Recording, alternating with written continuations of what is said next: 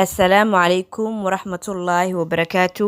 Dhammaan daawadayaasheena sharafta leh ee ku xiran janalkeena caafimaadka. Horey waxaan uga soo hadalnay isbuucyadii uurka. Waxaa inoogu ekaa isbuucii 13aad. Maanta waxaan ka hadli doonaa isbuuca 14aad ee uurkaaga. Markii aad joogtid isbuuca 14aad, waxaad gashay isbuucii labaad ee qaybta labaad oo ah second trimester. Uurka waxaa loo qaybiyaa 3 qaybood. 3 bil ee ugu horeyso waxaa loo yaqaanaa first trimester. 3 bil ee ku xigtana waxaa la dhahaa second trimester. 3 bil ee u dambeysana waxaa la dhahaa third trimester. Hadda waxaan ku jirnaa second trimester, weliba waxaan kaga jirnaa isbuucii labaad. Waxaadna hadda dareemaysaa nasiino aad ka nasanaysid calaamadihii uurka.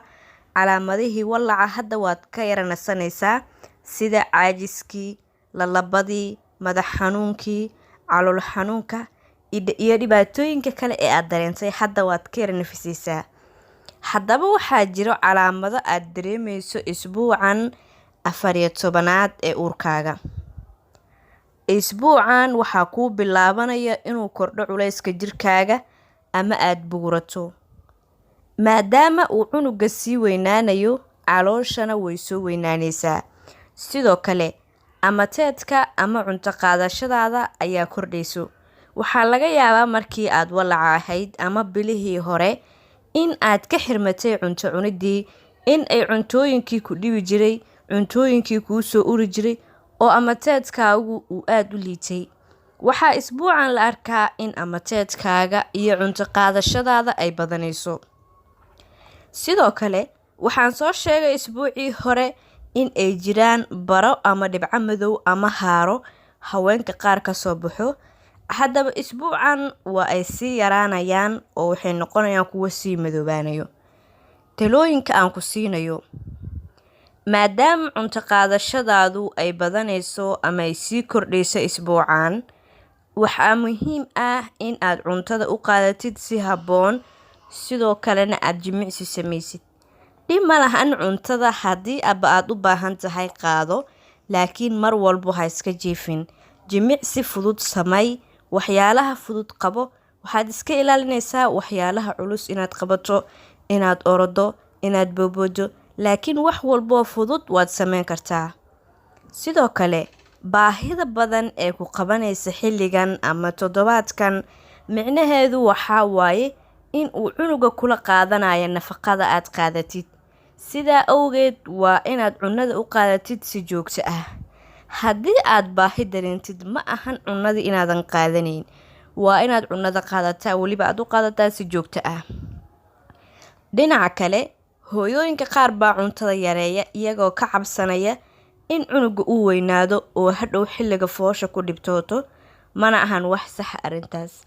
Cunuga weynaanshihiisa iyo yaraanshihiisa adiga ma maamushid.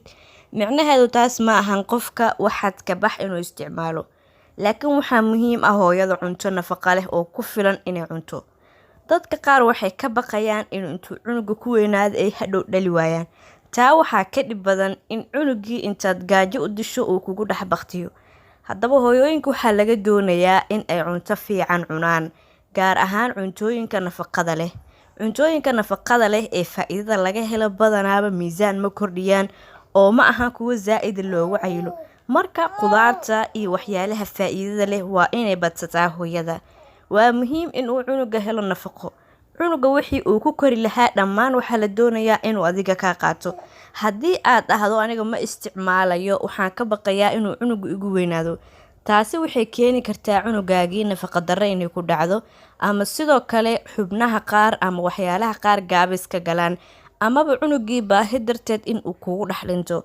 Haddaba arrintaas waa arrin khaldan oo muhiim tahay in lagu baraarugo. Taas micnaheeda ma ahan in ii sheegay cuntada la iska qaato oo waxaad ka bax la cuno, laakiin wax walba waxay ku habboon yihiin qiyaas in loo qaato. Asxaabteena halkaa ayuu inoogu ogyahay isbuuceennii 14aad ee uurka. Waan filayaa inaad ka faa'iidaysateen. Fadlan muuqaalkan like saar si uu gaaro asxaab badan. Share oo la wadaag asxaabtaada. Asxaabta cusub ku soo dhawaada channelka oo subscribe saar. waxaan soo gelin doonaa muuqaalo aad u xiiso badan. Wassalaamu calaykum.